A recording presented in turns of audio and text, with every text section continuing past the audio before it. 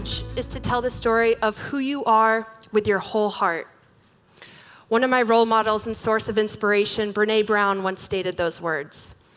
Today, I do not think truer words could be spoken. Here I am about to tell my whole story with my whole heart, willing to be vulnerable with you all. The pain I'm willing to share, the scars I'm willing to open, not only give me the courage to embrace my own strengths and weaknesses, but also hopefully show you that you're allowed to too. I'm not here to talk about academic research or really anything academic at all. I'm here to tell the story of me, the real, honest, kind, messy, sometimes vulgar version of me. My whole life I had control. I was born into a family with two loving parents who gave me a lot of autonomy at an early age. I felt like I was involved in every sort of activity as a kid. Ballet, art classes, soccer, speech team, tennis, swimming. I was involved in so many things, but I was able to pick and choose what I wanted to stick with. Soon, chipped teeth and concussions kind of ruled soccer out, and art classes died off when you realized that your parents are in fact keeping your artwork, but in the most hidden away places, like the garage. But swimming, I stuck with. I stuck with it when I got my first team record at 8 years old, won my first state championship at 13, made my first national team at 14, recruited to swim Division I at 18, set collegiate school records, and qualified for the Olympic trials at 20. I put in 15 years of hard work, and the results came accordingly. I chose to put swimming in front of relationships, a lot of other extracurricular activities, weekend gatherings, and sometimes friendships. Swimming was my world. It wasn't just something that I did, it was who I was as a person. It was my comfort zone. It was where I was able to thrive, yet maintain some sort of bigger picture, have these bigger goals. It was the perfect sport for me. I'm a naturally quiet and shy girl, so what could be better than a sport where 95% of the time your head is submerged in water and you're staring at a black line? There's no one to talk to when you're swimming, and there's really no one to make you better but yourself. I loved it. I was an athlete willing to do anything for my sport in order to succeed and move on to the next level. Now, as I stated before, I'm here to tell my whole story. Swimming was my life for 15 years. This isn't a story of success in sport. Rather, it's a story of a seemingly normal girl who fell into the deepest hole possible and climbed her way out of the depths of despair to be here today. My control in life quickly stopped after my performance at the 2012 Olympic trials. For 15 years, I learned that by working as hard as I possibly can and executing my race strategy perfectly, a personal best effort would be of a result, thus deeming myself as a worthy swimmer, as a worthy athlete and person. That changed in 2012. I put in my usual relentless work ethic. However, this time, for the first time, I choked, and the results did not come. I was devastated. How can you put so much time and effort into something only to fall by the wayside at the highest stage possible? I'm sure to most of you, this probably sounds trivial, and even to me, looking back now, this is not the worst thing that could have happened to someone. However, hindsight's 20/20, and at the time, swimming was my world, and it was out of my control.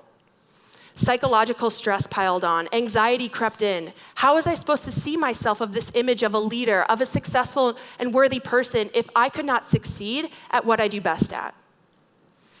What I did from there was the turning point for the next 3 years. Instead of exploring these feelings that I had about swimming, my anxiety, life in general, I deprived them of their meaning. I literally ran from them and my problems, hoping I could come out on the other side unscathed. Man, was I wrong. After trials, I took it upon myself and I thought, okay, this happened. What can I do? This is a problem that I need to fix. I know what I can do. I can turn towards my physique and I can improve my fitness levels. This will give me success in the pool. So after trials that summer, I started to try to become a better runner. I would run 9, 10, 11 miles a day, on top of already the 2 swim practices that day that I was enduring. More than that, though, this is where my eating disorder emerged. If you gain anything from this talk today, I would like you to know that eating disorders are not a choice, but a mental disorder caused from a chemical imbalance in the brain. I did not choose to become anorexic. I developed the eating disorder. We'll call it ED for short. So I started to lean more towards the healthy versions of food. I stayed away from bread and a lot of carbohydrates, fats and peanut butter and sweets that I once used to enjoy so much with my friends. I knew my performance at the trials was a thing of the past, and headed into junior year, I was bound for bigger and better things.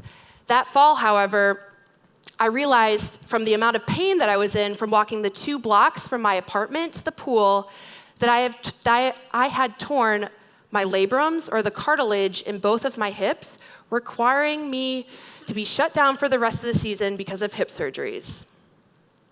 What? Shut down for the rest of the season?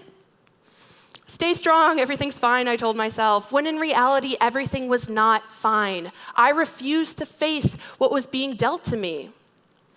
So where did I go? Not to someone to talk to, not to my support system of my family, not to my coach, my trainer, my doctor, my teammates, my roommate, no one. I turned inward. I turned towards the only thing I thought I could seek control and comfort from at the time. I turned towards the control that anorexia, that ED was giving me. I turned to ED as I went into my first hip surgery at 150 pounds. I turned to ED as I continued rehabilitation at 140 pounds. I turned to ED as I was denied a second hip surgery because I was too weak at 130 pounds. I turned to ED as I hesitantly got that second hip surgery at 120 pounds. And at 115 pounds, 5'10", once strong with muscle and a good head on my shoulders, able to take on anything I set my mind to, I was trapped. It's this odd puzzle eating disorders are, in that from the inside looking out, you long for escape. You yearn for peace in your mind and with your body, but you have its voice screaming in your head that you're fat, that you're worthless, you should be ashamed, and you should be guilty. This voice, it was overpowering my own voice. It was howling in my head to have me wear 3 sweatshirts in the summertime in Indiana because I had no body fat to keep me warm. It had me buy baby food at Target because it was the lowest calorie option. It told me I was succeeding at anorexia when I collapsed on my staircase trying to carry a half gallon of skim milk up to my apartment. It had me start smoking cigarettes to suppress my hunger. It had me burn my stomach from keeping heating pads on myself to keep me warm because I was so cold all the time. It yelled at me when I took a bite over anything that was 30 calories. You're terrible, you're worthless, it screams. So you listen and you don't eat, and all the pain goes away from the numbness you encounter. I was ensnared in anorexia's vicious web, all the while telling people, I'm fine. So here I was, 115 pounds of nothing really, barely stable on crutches from my hip surgery. Swimming was a figment of my imagination at this point, but smiling to hide my pain.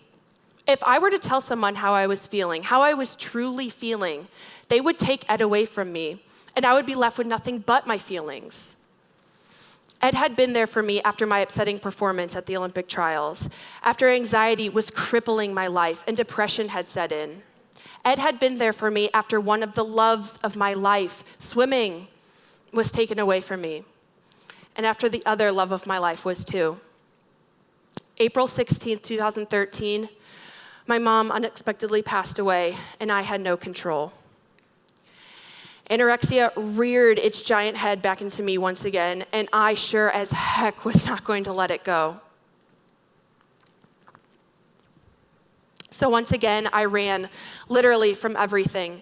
Tripped up on Oxycontin, I would shun my crutches and run around Purdue's campus at 2 a.m. No longer did I care about my hips, my swimming, academics, my friends, my health clearly, or my life. At this point, I did not care if I lived or if I died.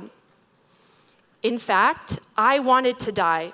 And on May 11th, I wrote my suicide letter next to my bottle of pills. I can't tell you what stopped me from taking those pills that day. And sometimes I still think about it. But oftentimes I just think of it being something telling me that this isn't it. This isn't how it's supposed to end. This isn't all that I am. Finally, after interventions from several medical professionals and the effort of one of my very best friends traveling from out of state to yell in my face, "You are not going to make it if you let this own you," I admitted I had a problem. I admitted this was my life. A terrible, horrible, captivated life. That was step one. Step two was reluctantly willing to go somewhere for professional help. Now at barely 100 pounds, I was admitted into a residential unit for eating disorders, essentially an enclave for mentally ill patients. When I was there, I noticed a lot of individuals who dealt with their feelings, their anxiety, very similarly to how I did. I'll never forget, though, this one woman. She was probably 37 or 38, but she had to have looked 68 because of what her eating disorder did to her physically. She and I noticed, shared our feelings. We dealt with our anxieties in very similar ways. The protruding bones, gaunt face, slashes up and down the arms. She was the nicest lady, though. And after talking with her for a while, I realized something. Do I want this life? Do I want to be in and out of treatment for the rest of my life? Is this all that I am?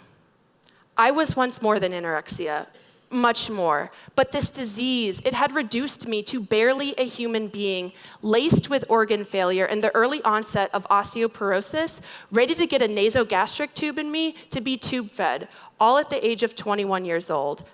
I was more than that, and I knew it. It was in that moment that I chose to be vulnerable. I chose to face my fears and start the road to recovery. Eating became easier, not at first, of course, but after my residential stay and going to live with my dad for a while, I learned more and more about myself. I took a semester off of school in 2013. I allowed myself to honor my hunger and eat. I allowed myself to grieve the death of my mom. I learned who I was without the sport of swimming. It was during this time in an intensive outpatient program that I realized what I had been doing to myself all along. By depriving my own self-worth and masking my feelings with Ed and Ed behaviors, I had turned so far inward that I could not see what was around me, and when I did, I was scared. It was during this time that a therapist told me to feel the fear and do it anyway. Once back at Purdue, so many triggers came into play, whether it was the kind of culture that college campuses breed for eating disorders, or whether it was triggers like the memories I had of the death of my mom. Feelings and emotions fled back in, and I had a choice. I could choose to let my Ed take over, to have my brain tell me to starve, to run when I wasn't allowed to exercise, or to purge the food I just ate. Or I could feel the fear and do it anyway, and choose to be vulnerable and continue to recover. It has taken a while and a lot of bumps along the way, but I am here, I am happy, and I am healthy. It's interesting, when you experience living in the depths of despair, you learn to cherish hope. And when you deal with frustration, you learn to cherish accomplishments. And when you deal with being so lonely for so long, you learn to cherish love of all kinds. I've learned to honor my feelings and truly feel my feelings. And by doing that, special accomplishments have been a result. Not accomplishments like all-American swimming status or acceptance into grad school or even the weight on the scale, but those such as peace, self-respect, and meaningful, honest, and healthy relationships. I used to be afraid to take off the mask of the anorexic, the swimmer, the girl who's guilty and ashamed. I used to panic when my feelings were exposed. I used to run from everything that was uncomfortable. Today, I don't wear any masks. I no longer am just the swimmer or just the girl with an eating disorder. or just the girl who's depressed. I am Emily, and that is enough. You do enough, you have enough, you are enough. Thank you.